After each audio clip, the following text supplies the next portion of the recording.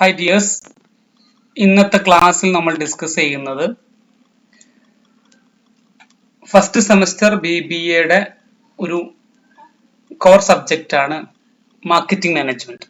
അതിന്റെ PYQ ആണ്, previous year question and ആൻസേഴ്സും കൂടെ ഡിസ്കസ് ചെയ്യുന്നത്. പ്രത്യേക കാര്യം ശ്രദ്ധിക്കുക, BBAക്ക് ഇത് കോർ ആണെങ്കിലും മറ്റുള്ള ഡിപ്പാർട്ട്മെന്റുകൾക്ക്, കൊമേഴ്സ് പോലെയുള്ള BCom പോലെയുള്ള മറ്റു ഡിപ്പാർട്ട്മെന്റുകൾക്ക് ഇത് മൈനർ സബ്ജക്റ്റ് ആയിട്ടും സെലക്ട് ചെയ്യാം. അങ്ങനെ സെലക്ട് ചെയ്തിട്ടുണ്ടെങ്കിൽ അവർക്കും ഈ ഒരു വീഡിയോ ഉപകാരപ്പെടും. ഫുള്ള് സ്കിപ്പ് ചെയ്യാതെ കാണുക. സിമ്പിൾ ആയിട്ടുള്ള ഒരു പേപ്പറാണ് മാർക്കറ്റിംഗ് മാനേജ്മെന്റ്. അപ്പൊ കഴിഞ്ഞ വർഷം അതിൽ വന്ന കുറച്ച് ക്വസ്റ്റ്യൻ ആൻഡ് ആൻസേഴ്സ് ആണ് നമ്മൾ ഇന്ന് ഈ വീഡിയോയിൽ പറയാൻ പോകുന്നത്. 3 മാർക്കിന്റെ ക്വസ്റ്റ്യൻ ആണ്. Section A, what you mean by product positioning. എന്താണ് പ്രൊഡക്റ്റ് പൊസിഷനിങ്? അതാണ് first question. Product positioning is the process of creating a distinct image and identity of product in the minds of target customers. അതാണ് അതിന്റെ പ്രധാനപ്പെട്ട point. Target കസ്റ്റമേഴ്സില് നമ്മുടെ പ്രൊഡക്റ്റിനെ കുറിച്ചിട്ടുള്ള ഒരു image create ചെയ്യുന്ന പ്രോസസ്സിനെ വിളിക്കുന്ന പേരാണ് പൊസിഷനിങ്, പ്രൊഡക്റ്റ് പൊസിഷനിങ്. അപ്പൊ നമ്മളെ പ്രൊഡക്റ്റുമായി ബന്ധപ്പെട്ട് നമ്മുടെ ടാർഗറ്റ് കസ്റ്റമേഴ്സ് ഉണ്ടാവും. ആ കസ്റ്റമേഴ്സിന്റെ മൈൻഡിൽ നമ്മുടെ പ്രൊഡക്റ്റിന്റെ ഒരു ഇമേജ് ക്രിയേറ്റ് ചെയ്യാൻ നമ്മൾ എന്തെല്ലാം പ്രോസസ് ചെയ്യുന്നുവോ, അല്ലെങ്കിൽ ആ ഒരു പ്രോസസ്സിനെ വിളിക്കുന്ന പേരാണ് പ്രൊഡക്റ്റ് പൊസിഷനിങ്. പ്രൊഡക്റ്റിനെ പൊസിഷൻ ചെയ്യുക. ഓക്കെ, അതാണ്. അതായത് how A product is different from competitors. നമ്മുടെ പ്രൊഡക്റ്റ് നമ്മുടെ കോമ്പറ്റീറ്റേഴ്സിൽ നിന്ന് എങ്ങനെ വ്യത്യസ്തപ്പെട്ടിരിക്കുന്നു എന്ന് നമ്മുടെ കസ്റ്റമേഴ്സിനെ അറിയിക്കണം. ഓക്കെ, അതാണ് പ്രൊഡക്റ്റ് പൊസിഷനിങ്.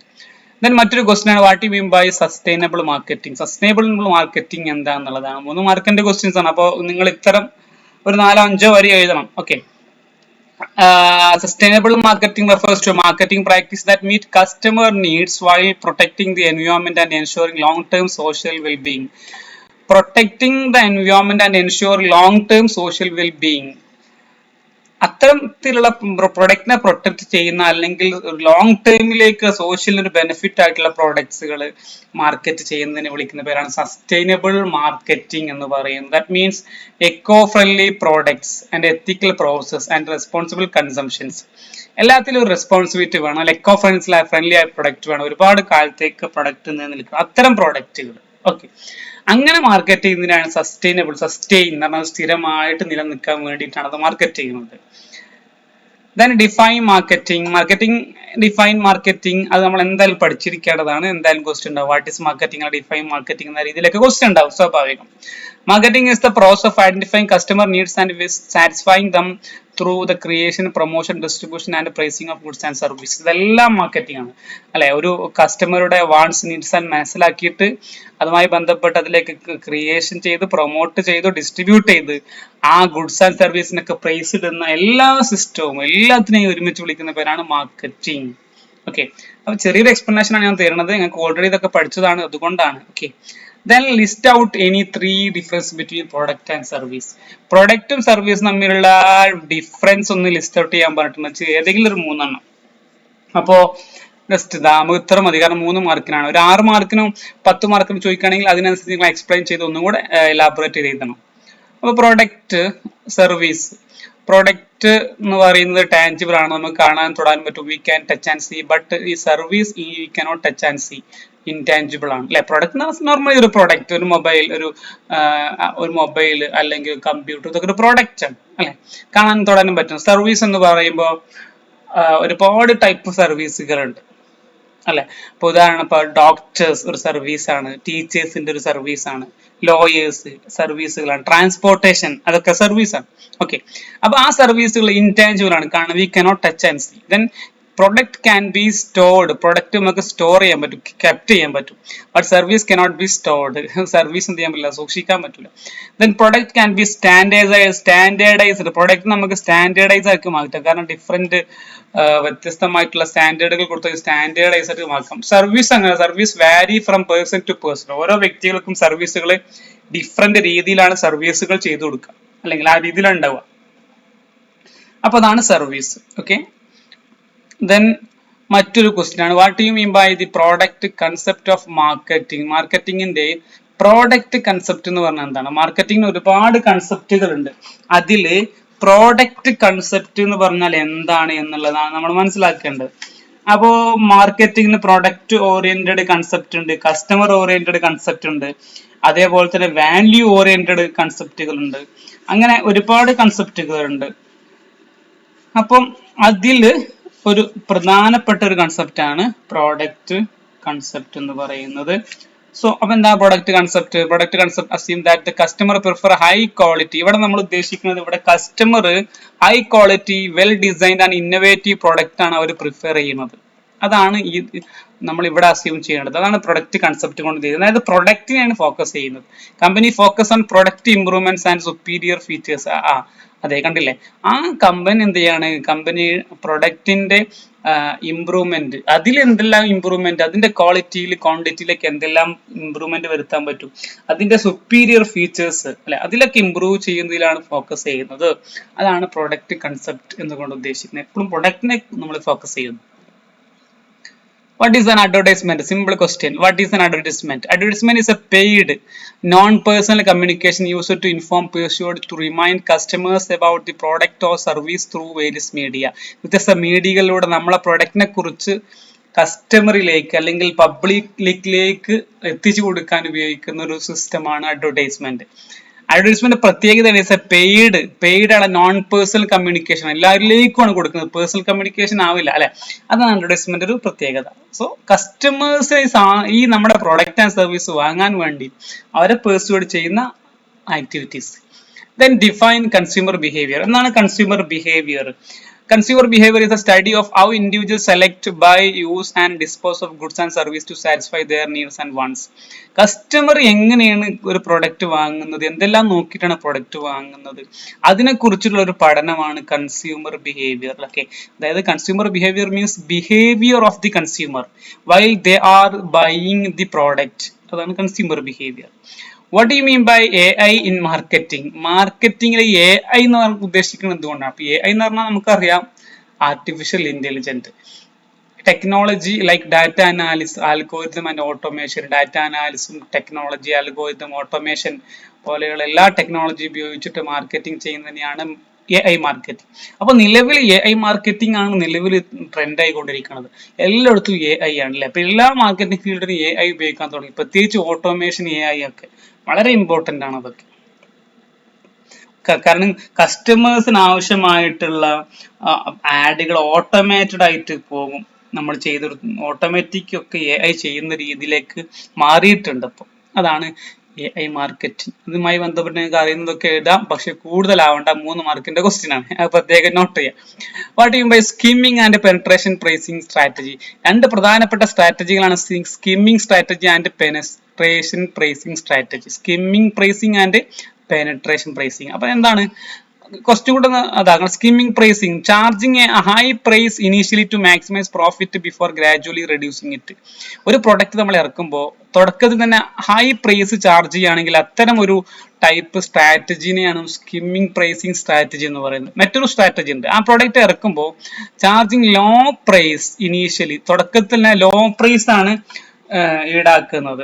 ചെറിയ ഒരു വിലയാണ് നമ്മൾ ആ പ്രൊഡക്റ്റിന് അല്ലെങ്കിൽ ആ സർവീസിന് ഇടുന്നതെങ്കിൽ അത്തരം ഒരു സ്ട്രാറ്റജി വിളിക്കുന്ന പേരാണ് പെനട്രേഷൻ പ്രൈസിങ്. അപ്പൊ 2 ടൈപ്പും ഉണ്ട് പ്രൈസിങ്, ഹൈ ഉണ്ട്, ലോ ഉണ്ട്. സെക്ഷൻ എയിലെ അവസാനത്തെ question, what you mean by telemarketing and online marketing? Telemarketing എന്താ, ഓൺലൈൻ മാർക്കറ്റിംഗ് എന്താ? Telemarketing promoting product through telephone calls. Telephone കോൾസിലൂടെയാണ് ഇത് നമ്മുടെ പ്രൊഡക്റ്റിനെ പ്രൊമോട്ട് ചെയ്യുന്നത്. ഓൺലൈൻ മാർക്കറ്റിംഗ് എന്ന് പറയുമ്പോൾ promoting product using the internet, website, email, social media അല്ലെ. അപ്പൊ നിലവിലെ ഫുള്ളി ഓൺലൈൻ മാർക്കറ്റിംഗ് ആണ്. ടെലിമാർക്കറ്റിംഗിന്റെ കാലം കഴിഞ്ഞു, കൂടുതൽ ഓൺലൈൻ മാർക്കറ്റിംഗിലേക്കാണ് ഫോക്കസ് ചെയ്യുന്നത്. സെക്ഷൻ ബിയിലേക്ക് വരാം. 6 മാർക്കിന്റെ ക്വസ്റ്റ്യൻ, 36 മാർക്ക് സീലിംഗ് ഉണ്ട്. ഇത് കുറച്ച് എക്സ്പ്ലെയിൻ ചെയ്ത് എഴുതാൻ, കുറച്ചുകൂടി നിങ്ങൾ എക്സ്പ്ലെയിൻ ചെയ്ത് എഴുതണം. ഷോർട്ടസ്റ്റ് ക്വസ്റ്റ്യൻ ആണ്. ഓക്കെ, ഇവിടെ ഞാൻ ജസ്റ്റ് പോയിന്റ് ഔട്ട് ചെയ്തിട്ടുള്ളൂ, നിങ്ങൾ എക്സ്പ്ലെയിൻ ചെയ്ത് എഴുതണേ. ഒരു 1-2 പേജിലേക്ക് എന്ന രീതിയിൽ എഴുതാം. What are the various stages of the product life cycle? PLCയുടെ വ്യത്യസ്ത സ്റ്റേജുകൾ വളരെ ഇമ്പോർട്ടന്റ്, നമ്മൾ പഠിക്കുമ്പോൾ തന്നെ ഇമ്പോർട്ടന്റ് ആണെന്ന് പറയുന്ന ഒരു ക്വസ്റ്റ്യൻ ആണ്. IGMD, introduction, growth, maturity, decline. Introduction stage, growth, maturity, decline, ഇതൊക്കെ ഓരോ സ്റ്റേജുകളാണ് ഒരു പ്രൊഡക്റ്റിന്റെ അല്ലെ. ആ പ്രൊഡക്റ്റ് ഇറക്കുന്ന തുടക്കത്തിലുള്ള സ്റ്റേജാണ് ഇൻട്രൊഡക്ഷൻ. ദെൻ ഒന്നും കൂടെ ഗ്രോത്ത് ആവും അല്ലെ, ആ പ്രൊഡക്റ്റിന് കാര്യമായിട്ടുള്ള സെയിൽസ് വർദ്ധിക്കാൻ തുടങ്ങും, ഗ്രോത്ത് ആവും. മെച്യൂരിറ്റി എന്ന് പറഞ്ഞാൽ കൂടുതൽ സെയിൽസ് ഹൈ പ്രോഫിറ്റ് ഉള്ള ഒരു സ്റ്റേജാണ് മെച്യൂരിറ്റി. ലാസ്റ്റ് സ്റ്റേജാണ് ഡിക്ലൈൻ. പ്രോഫിറ്റും സെയിൽസ് ഒക്കെ ഇങ്ങനെ കുറഞ്ഞു വരുന്ന സ്ഥാപനം നമ്മുടെ പ്രൊഡക്റ്റ് നമ്മൾ ഒഴിവാക്കുക, മാർക്കറ്റിൽ നിന്ന് പിൻവലിക്കുന്ന ആ ഒരു സ്റ്റേജാണ് ഡിക്ലൈൻ സ്റ്റേജ്. കണ്ടോ, ജസ്റ്റ് ഒന്ന് എക്സ്പ്ലെയിൻ ചെയ്തു എന്ന് മാത്രം. അപ്പൊ ഒന്നും കൂടെ കൂടുതലായിട്ട് എക്സ്പ്ലെയിൻ ചെയ്ത് മാർക്ക് അനുസരിച്ച് എഴുതാൻ നോക്കുക. PLC IGMD മറക്കണ്ട, കോഡാക്കി വെക്കുക. What you mean by product mix? What are the components of product mix? Product mix എന്താണ്, അതുപോലെ തന്നെ പ്രൊഡക്റ്റ് മിക്സിന്റെ കോമ്പണൻസും ചോദിച്ചിട്ടുണ്ട്. Product mix means the total range of product a company offer. ഒരു കമ്പനി ഓഫർ ചെയ്യുന്ന ടോട്ടൽ റേഞ്ച് ഓഫ് പ്രൊഡക്റ്റിനെയാണ് നമ്മൾ പ്രൊഡക്റ്റ് മിക്സ് എന്ന് പറയുന്നത്. അപ്പോൾ ഒരു കമ്പനി ഒരുപാട് പ്രൊഡക്റ്റുകൾ ഓഫർ ചെയ്യുന്നുണ്ടാവും. വലിയ വലിയ കമ്പനികൾ അങ്ങനെയാണ്, ഒരു ടൈപ്പ് പ്രോഡക്റ്റ് മാത്രം ആവില്ല ഓഫർ ചെയ്യുക, അവർ ഡിഫറെന്റ് ടൈപ്പ് പ്രോഡക്റ്റുകൾ അവർ ഓഫർ ചെയ്യും. അപ്പോൾ അവർ ഓഫർ ചെയ്യുമ്പോൾ സ്വാഭാവികമായിട്ട് അതിന്റെ എല്ലാം ഒന്നിച്ച് ആ ടോട്ടൽ റേഞ്ചിനെയാണ് പ്രൊഡക്റ്റ് മിക്സ് എന്ന് പറയുന്നത്. ദെൻ പ്രൊഡക്റ്റ് മിക്സിന്റെ കോമ്പണൻസ് തന്നെ ഡിഫറെന്റ് ടൈപ്സും എലമെന്റ്സ് ഉണ്ട്, അല്ലെങ്കിൽ അതിന്റെ കോമ്പണൻസ് എന്നൊക്കെ പറയും. പ്രൊഡക്റ്റിന്റെ വെഡ്ത്ത്, അതിന്റെ ലെങ്ത്, പ്രൊഡക്റ്റിലെ ഡെപ്ത്, പ്രൊഡക്റ്റ് കൺസിസ്റ്റൻസി, ഇതൊക്കെ എന്താണെന്നൊക്കെ കൃത്യമായിട്ട് നിങ്ങൾ പഠിച്ചു വെച്ചിട്ട് പോവുക. അതൊക്കെ എന്തായാലും ക്വസ്റ്റ്യൻ ഇനിയും പ്രതീക്ഷിക്കാവുന്ന ക്വസ്റ്റ്യൻസ് ആണ്. പ്രൊഡക്റ്റ് വെഡ്ത്തും പ്രൊഡക്റ്റ് ലെങ്ത്തും പ്രൊഡക്റ്റ് ഡെപ്ത് പ്രൊഡക്റ്റ് കൺസിസ്റ്റൻസി ഒക്കെ. Then briefly explain the various product positioning strategies. Product positioning എന്താ നമ്മൾ ഫസ്റ്റ് അവിടെ ക്വസ്റ്റ്യനിൽ പറഞ്ഞിട്ടുണ്ടായിരുന്നു അല്ലെ. ഒരു പ്രൊഡക്റ്റ് നമ്മുടെ കസ്റ്റമേഴ്സിന്റെ ടാർഗറ്റ് കസ്റ്റമേഴ്സിന്റെ മൈൻഡിൽ ആ പ്രൊഡക്റ്റിനെ കുറിച്ചുള്ള ഒരു ഇമേജ് ക്രിയേറ്റ് ചെയ്യാനുള്ള പ്രോസസ്, അതാണ് പ്രൊഡക്റ്റ് പൊസിഷനിങ്. അപ്പൊ അങ്ങനെ ഒരു കസ്റ്റമറിന്റെ മൈൻഡിൽ നമ്മുടെ പ്രൊഡക്റ്റുമായി ബന്ധപ്പെട്ട ഇമേജ് ക്രിയേറ്റ് ചെയ്യാൻ എന്തെല്ലാം ടെക്നിക്സുകൾ, എന്തെല്ലാം സ്ട്രാറ്റജികൾ ഉപയോഗിക്കും. അപ്പൊ ആട്രിബ്യൂട്ട് പൊസിഷനിങ് ഉണ്ട്, ബേസ്ഡ് ഓൺ ഫീച്ചേഴ്സ്. നമ്മുടെ പ്രൊഡക്റ്റിന്റെ ഫീച്ചേഴ്സ് അനുസരിച്ചിട്ട് നമ്മൾ എന്ത് ചെയ്യും, അതിനെ പൊസിഷൻ ചെയ്യും, അതിനെ കസ്റ്റമേഴ്സിന്റെ മൈൻഡിൽ ഒരു ബ്രാൻഡ് ക്രിയേറ്റ് ചെയ്യാൻ ശ്രമിക്കും. അതേപോലെ തന്നെ ബെനിഫിറ്റ്, നമ്മുടെ ബെനിഫിറ്റ് പൊസിഷനിങ് എന്ന് പറഞ്ഞാൽ നമ്മുടെ പ്രൊഡക്റ്റിന്റെ ബെനിഫിറ്റിൽ ഫോക്കസ് ചെയ്തിട്ട്. യൂസ് ഓർ ആപ്ലിക്കേഷൻ പൊസിഷനിങ്, നമ്മുടെ പ്രൊഡക്റ്റുമായി ബന്ധപ്പെട്ട അതിന്റെ യൂസേജിൽ ഫോക്കസ് ചെയ്തിട്ട് ഉള്ള ഒരു പൊസിഷനിങ് ആണ് application or use positioning. User position ഉണ്ട്, ബേസ്ഡ് ഓൺ യൂസർ കാറ്റഗറിക്ക് അടിസ്ഥാനത്തിൽ യൂസർ പൊസിഷൻ. മറ്റൊരു പൊസിഷൻ ആണ് competitor positioning.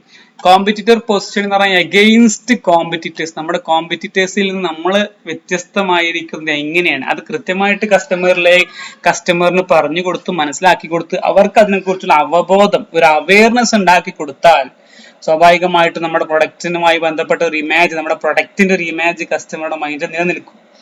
Then quality, price positioning, premium value based. പ്രൈസിൽ നല്ല ക്വാളിറ്റിയുള്ള പ്രോഡക്റ്റ് നല്ല ഹൈ പ്രൈസിൽ കൊടുക്കും അല്ലെ. അപ്പൊ ചില ആളുകൾ വിചാരിക്കും നല്ല പ്രൈസ് കൊടുത്ത് നല്ല ക്വാളിറ്റി എന്നൊക്കെ വിചാരിക്കും. ഇപ്പൊ ആ ഒരു രീതിയിലുള്ള ഒരു പൊസിഷനിങ് ആണ് premium or value based positioning. Then positioning by symbol വെച്ചിട്ടുള്ള positioning. Then positioning by brand ആണ്. Then positioning by corporate identity. ഈ രീതിയിലൊക്കെ കസ്റ്റമേഴ്സിന്റെ മൈൻഡ് നമുക്ക് ഒരു ഇമേജ് ക്രിയേറ്റ് ചെയ്യാൻ കഴിയും. ഓക്കെ അല്ലേ? Then what are the benefits or importance of marketing to consumers and companies? മാർക്കറ്റിംഗിന്റെ ഇമ്പോർട്ടൻസ് ആണ് അല്ലെങ്കിൽ ബെനിഫിറ്റ്സ് ആണ് ചോദിച്ചിട്ടുള്ളത്. ആർക്കൊക്കെ ഉള്ളതാണ്? കൺസ്യൂമേഴ്സിനും കമ്പനീസിനും ഉള്ളത്. അപ്പൊ നോർമലി നമുക്ക് മാർക്കറ്റിംഗിന്റെ ബെനിഫിറ്റ്സ് കൺസ്യൂമേഴ്സിനും അതേപോലെ തന്നെ കമ്പനിക്ക് മാത്രമല്ല ഉണ്ടാവുക, വ്യത്യസ്ത ആളുകൾക്ക് ഉണ്ടാവും അതിന്റെ ബെനിഫിറ്റ്സുകൾ. Importance to consumers, importance to owners, importance to government, importance to society, അങ്ങനെ വ്യത്യസ്ത രീതിയിൽ ഉണ്ടാവും. പക്ഷെ നമ്മളോട് ഇവിടെ ചോദിച്ചിട്ടുള്ളത് കൺസ്യൂമേഴ്സിനും കമ്പനിക്കും എന്താണ് ബെനിഫിറ്റ് എന്നുള്ളതാണ് ചോദിച്ചിട്ടുള്ളത്. So to consumers just point out ചെയ്തിട്ട് നിങ്ങൾ അത് എക്സ്പ്ലെയിൻ ചെയ്ത് എഴുതണേ. കൺസ്യൂമേഴ്സിന് മോർ ചോയ്സ് ആണ് മാർക്കറ്റിങ്ങിലൂടെ കിട്ടുന്നത്. നല്ല ക്വാളിറ്റി പ്രോഡക്റ്റ് കിട്ടും, പ്രൊഡക്റ്റിനെ കുറിച്ചുള്ള ഒരു അവയർനെസ് കിട്ടും. ദെൻ സ്റ്റാൻഡേർഡ് ഓഫ് ലിവിങ് വർദ്ധിക്കും, കാരണം നല്ല പ്രൊഡക്റ്റുകൾ നമുക്ക് കിട്ടും മാർക്കറ്റിങ്ങിലൂടെ. സ്വാഭാവികമായിട്ടും ഗ്ലോബലി ഉള്ള പ്രൊഡക്റ്റുകളൊക്കെ നമ്മുടെ നാട്ടിലെത്തും, നമ്മളിത് യൂസ് ചെയ്ത് നല്ല നമ്മുടെ ലിവിങ് സ്റ്റാൻഡേർഡ് വർദ്ധിക്കും. അങ്ങനെ കുറച്ച് അഡ്വാൻറ്റേജ് കൊടുത്തുള്ളത്, ഇനിയും നിങ്ങൾക്ക് അതിന് അഡ്വാൻറ്റേജ് കൊടുക്കാൻ പറ്റും. ദെൻ കമ്പനിക്ക് എന്ത് ബെനിഫിറ്റ് ആണ്? ഹയർ സെയിൽസ് നന്നായിട്ടുണ്ടാവും. ദെൻ കോമ്പറ്റീറ്റീവ് അഡ്വാൻറ്റേജ്, മറ്റുള്ള കമ്പനികളിൽ നിന്ന് ഒരു കോമ്പറ്റീറ്റീവ് അഡ്വാൻറ്റേജ് ക്രിയേറ്റ് ചെയ്യാൻ പറ്റും. ബ്രാൻഡ് ലോയൽറ്റി, മാർക്കറ്റ് എക്സ്പാൻഷൻ, അവരുടെ മാർക്കറ്റ് എക്സ്പാൻഡ് ചെയ്യാൻ പറ്റും. ഏതിലൂടെ? മാർക്കറ്റിങ്ങിലൂടെ. Then what is a service? എന്താണ് service? List out its features. അതിന്റെ ഫീച്ചേഴ്സ് ലിസ്റ്റ് ഔട്ട് ചെയ്യാൻ പറഞ്ഞിട്ടുണ്ട്. അപ്പൊ പ്രൊഡക്റ്റ് പോലെ തന്നെ മറ്റൊരു ബിസിനസ് ആണ് സർവീസ് അല്ലെ. Service is an intangible activity offered to satisfy customer needs. കസ്റ്റമറിന്റെ നീഡിനെ സാറ്റിസ്ഫൈ ചെയ്യാൻ വേണ്ടിയിട്ടുള്ള ഒരു ഇൻടാഞ്ചിബിൾ ആക്ടിവിറ്റി ആണ് ഈ കസ്റ്റമർ നീഡ് എന്ന് പറയുന്നത്. നമ്മൾ നേരത്തെ പറഞ്ഞു അതിനെ കുറിച്ചിട്ട് അല്ലെ. ലോയർ, അതേപോലെ തന്നെ ട്രാൻസ്പോർട്ടേഷൻ ഫെസിലിറ്റീസ്, അങ്ങനെ പല സംഭവങ്ങളും ഉണ്ടാവും. ടീച്ചിങ്, ദെൻ ഡോക്ടർ, ഇത്തരം ഒക്കെ സർവീസുകളാണ്. ഒരുപാട് സർവീസുകളുണ്ട്. അപ്പോ ആ സർവീസിന്റെ ഫീച്ചേഴ്സ് ആണ് ഒന്ന് ഇൻടാഞ്ചിബിലിറ്റി. ഇൻടാഞ്ചിബിലിറ്റി നമ്മൾ ഓൾറെഡി പറഞ്ഞു. സർവീസ് എന്ന് പറഞ്ഞാൽ we cannot touch and see, നമുക്ക് കാണാനും തൊടാനും പറ്റൂല, അതുകൊണ്ടാണ് അതിനെ ഇൻടാഞ്ചിബിലിറ്റി എന്ന് പറയുന്നത്. മറ്റൊന്നാണ് ഇൻസെപ്പറബിലിറ്റി, സെപ്പറേറ്റ് ചെയ്യാൻ പറ്റൂല എന്ന് പറയുന്നുണ്ട്. ദെൻ വേരിയബിലിറ്റി, വ്യത്യസ്തമായിരിക്കും, ഓരോരുത്തർക്കും ഓരോ പേഴ്സൺ ടു പേഴ്സൺ അതിന്റെ സർവീസ് വ്യത്യസ്തമായിരിക്കും. അതേപോലെ തന്നെ പെരിഷബിലിറ്റി, മറ്റൊരു പോയിന്റ് ആണ് perishability. Okay, perishability means service cannot be stored or kept in a warehouse. ഒരു വെയർ ഹൗസിൽ സർവീസ് നമുക്ക് കെപ്റ്റ് ചെയ്യാൻ പറ്റൂല, അതാണ് പെരിഷബിലിറ്റി. ക്ലിയർ അല്ലേ? സോ നമ്മൾ പ്രൊഡക്റ്റ് കെപ്റ്റ് ചെയ്യും പോലെ വെയർ ഹൗസിൽ ഈ പ്രൊഡക്റ്റ് കെപ്റ്റ് ചെയ്യാൻ പറ്റൂല. അപ്പൊ അതിന്റെ പെരിഷബിലിറ്റി ആണ് അത് നമ്മൾ അവിടെ സൂചിപ്പിക്കുന്നത്. ദെൻ ലാക്ക് ഓഫ് ഓണർഷിപ്പ്, നമുക്ക് അതിന്റെ ഓണർഷിപ്പ് കിട്ടൂല. നമ്മൾ സർവീസ് സ്വീകരിച്ചു വരിക എന്നല്ലാതെ അതുമായി ബന്ധപ്പെട്ട ഒരു ഓണർഷിപ്പ് നമുക്ക് കിട്ടൂല. അതാണ് ഈ ലാക്ക് ഓഫ് ഓണർഷിപ്പ് എന്നുകൊണ്ട് ഉദ്ദേശിക്കുന്നത്. അതേപോലെ ഇനിയും പോയിന്റുകൾ ഉണ്ടെങ്കിൽ നിങ്ങൾ അതുമായി ബന്ധപ്പെട്ടുള്ള ആഡ് ചെയ്തിട്ട് കൊടുക്കുക. ഇതൊക്കെയാണ് പ്രധാനപ്പെട്ട പോയിന്റുകൾ. Then what are the determinants or factors influencing pricing decision? Pricing decision-നെ ബാധിക്കുന്ന ഘടകങ്ങൾ എന്തൊക്കെയാണ്? ഒരു പ്രൊഡക്റ്റിന് നമ്മൾ പ്രൈസ് ഇടുമ്പോൾ ശ്രദ്ധിക്കേണ്ട കാര്യങ്ങൾ എന്തെല്ലാം? അതാണ് ചുരുക്കി പറഞ്ഞാൽ ആ ക്വസ്റ്റ്യൻ കൊണ്ട് ഉദ്ദേശിക്കുന്നത്. അപ്പോൾ അതിന്റെ പ്രൊഡക്ഷന്റെ കോസ്റ്റ് എത്രയും നമുക്കായിട്ടുള്ളത് നമ്മൾ നോക്കണം. അതുപോലെ തന്നെ എത്രത്തോളം ഡിമാൻഡ് ഉണ്ട് നോക്കണം. അതിനനുസരിച്ചിട്ട് മാത്രമേ പ്രൈസ് തീരുമാനിക്കാൻ പറ്റുള്ളൂ. അല്ലാതെ നമ്മൾ ഡിമാൻഡ് ഇല്ലാതെ വലിയൊരു പ്രൈസ് തീരുമാനിച്ച് നമ്മൾ ഇട്ട് കഴിഞ്ഞാൽ, പ്രൊഡക്റ്റ് ഇട്ട് കഴിഞ്ഞാൽ ആരും ഒരു കസ്റ്റമറും വാങ്ങാനുണ്ടാവില്ല. ദെൻ കോമ്പറ്റീഷൻ നോക്കണം. നമ്മുടെ പ്രൊഡക്റ്റ് സെയിം പ്രൊഡക്റ്റുകൾ ഉണ്ടാക്കുന്ന മറ്റുള്ള കമ്പനികൾ ഉണ്ടാവും, അവരെ നമ്മൾ ശ്രദ്ധിക്കണം. ഗവൺമെന്റിന്റെ റെഗുലേഷൻസ് നോക്കണം. ഇതൊക്കെ നോക്കിയിട്ടാണ് നമുക്ക് വിലയിടാൻ പറ്റുള്ളൂ പ്രൊഡക്റ്റിന്. ദെൻ കമ്പനിയുടെ ഒബ്ജക്റ്റീവ് നോക്കുക. ദെൻ മാർക്കറ്റ് കണ്ടീഷൻ എന്താണെന്ന് നോക്കുക, നിലവിലെ മാർക്കറ്റ് കണ്ടീഷൻസ് നോക്കണം. ഓക്കെ, അപ്പൊ ഇത്തരം ഒരുപാട് ഫാക്ടേഴ്സ് ഉണ്ട്. ഇതൊക്കെ പരിഗണിച്ചിട്ടാണ് നമ്മൾ ഒരു പ്രൈസിങ് ഡിസിഷൻ എടുക്കുന്നത്. അതാണ് determinants or factors influencing pricing decision കൊണ്ട് ഉദ്ദേശിക്കുന്നത്. Then briefly explain the stages or steps of the consumer buying process. ഇതൊരു ഇമ്പോർട്ടന്റ് ക്വസ്റ്റ്യൻ ആണ്. കൺസ്യൂമർ ബൈയിങ് പ്രോസസ്സിന്റെ സ്റ്റെപ്സ് അല്ലെങ്കിൽ സ്റ്റേജസ് എക്സ്പ്ലെയിൻ ചെയ്യാൻ പറഞ്ഞിട്ടുണ്ട്. കൺസ്യൂമർ എങ്ങനെയാണ് അത് ഒരു സാധനം, ഒരു പ്രോഡക്റ്റ് സർവീസ് ബൈ ചെയ്യുന്നത്, വാങ്ങുന്നത് എങ്ങനെയാണ്. അപ്പൊ നീഡ്, പ്രോബ്ലം, റെക്കഗ്നൈസേഷൻ. ഒന്നും നമ്മൾ എന്താണ് നമുക്ക് ആവശ്യം അത് നമ്മൾ റെക്കഗ്നൈസ് ചെയ്യും. ഒരു കസ്റ്റമറിൽ നമ്മൾ റെക്കഗ്നൈസ് ചെയ്യും. ഇൻഫർമേഷൻ സെർച്ച്, അതുമായി ബന്ധപ്പെട്ട ഇൻഫർമേഷൻ നമ്മൾ സെർച്ച് ചെയ്യും. ഇവാലുവേഷൻ ഓഫ് ഓൾട്ടർനേറ്റീവ്, അപ്പൊ നമ്മൾ ആ ഒരു നമുക്കൊരു പ്രൊഡക്റ്റ് വേണം, അപ്പൊ അതിന്റെ ഒരുപാട് ഓൾട്ടർനേറ്റീവ്സ് ഉണ്ടാവും, ഒരുപാട് ഓപ്ഷൻസ് ഉണ്ടാവും, നമ്മൾ ഇവാലുവേറ്റ് ചെയ്യും. എന്നിട്ട് അവസാനം നമ്മളൊരു പർച്ചേസ് ഡിസിഷൻ, ഓക്കെ ഇന്ന പ്രൊഡക്റ്റ് വാങ്ങാം, ഇത് വലിയ കുഴപ്പമില്ല, ഈ കമ്പനി വലിയ പ്രശ്നമില്ല, അതുകൊണ്ട് ഇന്ന പ്രൊഡക്റ്റ് വാങ്ങാം എന്നൊരു പർച്ചേസ് ഡിസിഷൻ നമ്മൾ എടുക്കും. ദെൻ നമ്മൾ എടുത്ത് ഉപയോഗിച്ച് കഴിഞ്ഞ ശേഷം ഒരു പോസ്റ്റ് പർച്ചേസ് ബിഹേവിയർ ഉണ്ട്. നമ്മൾ ഉപയോഗിച്ചിട്ട് ഒരു പ്രൊഡക്റ്റ് വാങ്ങി ഉപയോഗിച്ചതിന് ശേഷം നമുക്കൊരു ഫീലിങ്സ് ഉണ്ടാവും, നമ്മളൊരു കസ്റ്റമർ എന്ന രീതിയിൽ നമുക്കൊരു ഫീലിങ്സ് ഉണ്ടാവും. അതിനാണ് post purchase behaviour. That means നമ്മളെ മൈൻഡിൽ ഉണ്ടാവും ആ പ്രൊഡക്റ്റ് വാങ്ങി നന്നായി, അല്ലെങ്കിൽ ആ പ്രൊഡക്റ്റ് മോശമായിരുന്നു, നെഗറ്റീവ് ആണ്. ഇങ്ങനെ നെഗറ്റീവ് റിവ്യൂസും പോസിറ്റീവ് റിവ്യൂസ് ഒക്കെ ഉണ്ടാവും. അതിനെയാണ് പോസ്റ്റ് പർച്ചേസ് ബിഹേവിയർ എന്ന് വിളിക്കുന്നത്. പ്രത്യേകം നോട്ട് ചെയ്യാം, പോസ്റ്റ് പർച്ചേസ് ബിഹേവിയർ എന്നത് പ്രത്യേകം ചിലപ്പോൾ 2 മാർക്കിനൊക്കെ വീണ്ടും അത് ചോദിച്ചേക്കാം, ക്വസ്റ്റ്യനിൽ വരും, എക്സാമിനൊക്കെ. അപ്പൊ കോഗ്നിറ്റീവ് ഡിസോണൻസി എന്നും ഇതിനെ വിളിക്കും. Okay, cognitive dissonance. ദെൻ മറ്റൊരു question, list out the advantages and limitations of advertisement. Simple question. Advertisement അഡ്വാൻറ്റേജും ലിമിറ്റേഷൻസും എഴുതാൻ പറഞ്ഞിട്ടുണ്ട്. അതേപോലെ തന്നെ കുറച്ച് നോട്ട് ചെയ്തിട്ടുള്ളൂ ഞാൻ. Advantages to consumers, advantages to companies, അങ്ങനെ പറഞ്ഞ് നമുക്ക് ഒരുപാട് എഴുതാൻ പറ്റും. Okay, large audience reach, build brand awareness, educate customer, support sales. The limitation എന്താണ്? High cost. അതൊരു പ്രധാനപ്പെട്ട ലിമിറ്റേഷൻ ആണ്. നല്ല ചെലവുണ്ടാവും പരസ്യം ചെയ്യാൻ. No personal interaction, may create false impression. തെറ്റായ ഇംപ്രഷൻ ഒക്കെ ക്രിയേറ്റ് ചെയ്യാം നമ്മൾ പരസ്യത്തിലൂടെ. Difficult to measure impact. Okay, അപ്പൊ ഇനിയും ഒരുപാട് ലിമിറ്റേഷൻസും അഡ്വാൻറ്റേജസും ഒക്കെ ഉണ്ടാവും. നോട്ട് ചെയ്യണേ. സെക്ഷൻ ബി നമ്മൾ അവസാനിച്ചു. സെക്ഷൻ സിയിലേക്ക് കിടക്കാണ്. 10 മാർക്കിന്റെ ക്വസ്റ്റ്യൻ. ഏതെങ്കിലും ഒരു ക്വസ്റ്റ്യന്റെ ആൻസർ ചെയ്താൽ മതി. What do you mean by market segmentation? Explain the various base of market segmentation. Market segmentation എന്താണും അതിന്റെ ബേസസ് അല്ലെങ്കിൽ അതിന്റെ മെത്തേഡ്സും എക്സ്പ്ലെയിൻ ചെയ്യാൻ പറഞ്ഞിട്ടുണ്ട്.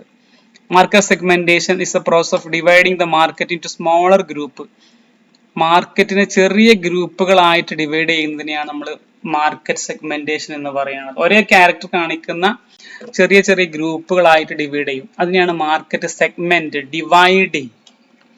എന്നാൽ അതിന്റെ ബേസുകൾ പല ബേസ് ഉണ്ടാവും ഡിവൈഡ് ചെയ്യാൻ, അല്ലെങ്കിൽ bases or methods of segmentation. Different മെത്തേഡിൽ നമുക്ക് ബേസ് ഡിവൈഡ് ചെയ്യാം. സെഗ്മെന്റ് ചെയ്യാൻ മീൻസ് ഡിവൈഡ് ചെയ്യാം, അല്ലെങ്കിൽ ഡിഫറെന്റ് ബേസിൽ ഡിവൈഡ് ചെയ്യാം. അതിന്റെ പ്രധാനപ്പെട്ട ബേസുകളാണ് ജിയോഗ്രഫിക്, ഡെമോഗ്രഫിക്, സൈക്കോഗ്രഫിക്, ബിഹേവിയർ. ഇതെല്ലാം ഒരുപാട് എക്സ്പ്ലെയിൻ ചെയ്യാനുണ്ട്. അപ്പൊ അതൊക്കെ ഒന്ന് എക്സ്പ്ലെയിൻ ചെയ്തിട്ട് എഴുതുക. അപ്പൊ ജിയോഗ്രഫിക്കിൽ വരുന്നതാണ് region, area base, climate base, location base ചെയ്തിട്ട് നമുക്ക് ഡിവൈഡ് ചെയ്യാൻ, കസ്റ്റമറിനെ ഡിവൈഡ് ചെയ്യാൻ പറ്റും. ഡെമോഗ്രഫിക്കലി ഏജിന്റെ അടിസ്ഥാനത്തിൽ കസ്റ്റമർ ഡിവൈഡ് ചെയ്യാൻ പറ്റും. 18 വയസ്സായവർ കസ്റ്റമർ ഒരു വിഭാഗം, 18 വയസ്സിന് മുകളിലുള്ള ഒരു വിഭാഗം, അങ്ങനെ. Gender, male customer, female customer, അങ്ങനെ. Income, education, family life cycle, education already പറഞ്ഞല്ലേ. അപ്പൊ ഇത്തരം ഒക്കെ നമുക്ക് എന്ത് ചെയ്യാൻ പറ്റും? ഈ രീതിയിലൊക്കെ ഡിവൈഡ് ചെയ്യാൻ പറ്റും. ദെൻ സൈക്കോഗ്രഫിക്ക് വരികയാണെങ്കിൽ ലൈഫ് സ്റ്റൈലിന്റെ അടിസ്ഥാനത്തിൽ നമുക്ക് കസ്റ്റമർ ഡിവൈഡ് ചെയ്യാൻ പറ്റും. അവരുടെ പേഴ്സണാലിറ്റിയുടെ അടിസ്ഥാനത്തിൽ, മറ്റു വാല്യൂസ്. ബിഹേവിയറിന്റെ അടിസ്ഥാനത്തിൽ ആറ്റിറ്റ്യൂഡ്, പ്രോഡക്റ്റിന്റെ അടിസ്ഥാനത്തിൽ ഡിവൈഡ് ചെയ്യാൻ പറ്റും. ഒക്കേഷൻ, പല സമയം ഉണ്ടാവും, ഒക്കെ സീസണുകൾ ഉണ്ടാവും. മറ്റു ബെനിഫിറ്റിന്റെ അടിസ്ഥാനത്തിൽ വോളിയം, ലോയൽറ്റി, ഇങ്ങനെ ഡിഫറെന്റ് കാറ്റഗറി ആയിട്ട് നമുക്ക് ഡിവൈഡ് ചെയ്യാൻ പറ്റും. അപ്പോൾ അതിന്റെ ഒരു ബേസ് ആണ് ജിയോഗ്രഫിക്, ഡെമോഗ്രഫിക്, സൈക്കോഗ്രഫിക്, ബിഹേവിയർ. അപ്പോ ഇത് നേരത്തെ പറഞ്ഞ പോലെ ഈ 10 മാർക്കിന്റെ ക്വസ്റ്റ്യൻ ആണ്. അപ്പൊ ഇതെല്ലാം ഓരോ പോയിന്റുകളും കൃത്യമായിട്ട് എക്സ്പ്ലെയിൻ ചെയ്ത് നിങ്ങൾ എഴുതുക. ഓക്കെ, മാർക്കറ്റ് സെഗ്മെന്റേഷനുമായി ബന്ധപ്പെട്ട് റിലേറ്റഡ് ആക്കിയിട്ട് വേണം ഇതുണ്ടെങ്കിൽ. Then last question, what do you mean by marketing environment? Discuss its components. Marketing environment ന്റെ components ഡിസ്കസ് ചെയ്യാൻ പറഞ്ഞിട്ടുള്ളത്. ഫസ്റ്റ്, മാർക്കറ്റിംഗ് എൻവയോൺമെന്റ് എന്തായിരുന്നു? The external and internal forces that affect the company's marketing decision. കമ്പനിയുടെ marketing ഡിസിഷനെ ബാധിക്കുന്ന, സ്വാധീനിക്കുന്ന internal ആയിട്ടുള്ള, external ആയിട്ടുള്ള ഒരു ഫോഴ്സിനെ വിളിക്കുന്ന പേരാണ് മാർക്കറ്റിംഗ് എൻവയോൺമെന്റ്. മാർക്കറ്റിംഗിന് ആ ഒരു ചുറ്റുപാട് അല്ലെ. അപ്പോൾ അതിൽ ഏതൊക്കെ കോമ്പണൻസ് ഉണ്ട്? ഇന്റേണൽ എൻവയോൺമെന്റ് ഉണ്ട്, അതേപോലെ തന്നെ മൈക്രോ എൻവയോൺമെന്റ്, മാക്രോ എൻവയോൺമെന്റ്. അതിലെ പ്രധാനപ്പെട്ട 2 എൻവയോൺമെന്റുകളാണ് മൈക്രോ ആൻഡ് മാക്രോ. മൈക്രോയിൽ ആരൊക്കെ പെടുന്നുണ്ട്? കസ്റ്റമേഴ്സ് ഒരു മൈക്രോ എൻവയോൺമെന്റ് ആണ്. അപ്പൊ കസ്റ്റമേഴ്സിനെ കുറിച്ച് നിങ്ങൾ എഴുതുക. നമ്മുടെ കസ്റ്റമേഴ്സ് എങ്ങനെ നമ്മുടെ കമ്പനിയെ സ്വാധീനിക്കുന്നുണ്ട്, നമ്മുടെ ചുറ്റുപാടിനെ അല്ലെ, കമ്പനിയുടെ, നമ്മുടെ മാർക്കറ്റിംഗിന്റെ. കോമ്പറ്റീറ്റേഴ്സ്, സപ്ലൈസ്, ഇന്റർമീഡിയറ്റ്സ്, ഇതെല്ലാം മൈക്രോ എൻവയോൺമെന്റ് ആണ്. Then macro environment, demographic, economic environment, social and cultural environment, then technological environment, political and legal environment, എൻവയോൺമെന്റൽ ഫാക്ടേഴ്സ്, അങ്ങനെ തുടങ്ങി ഒരുപാട് എൻവയോൺമെന്റ് ഉണ്ട്. ഇതൊക്കെ ഒന്ന് ജസ്റ്റ് നിങ്ങൾ എക്സ്പ്ലെയിൻ ചെയ്തിട്ട് എഴുതാൻ നന്നായിട്ട് പഠിക്കാം. Okay, thank you for watching.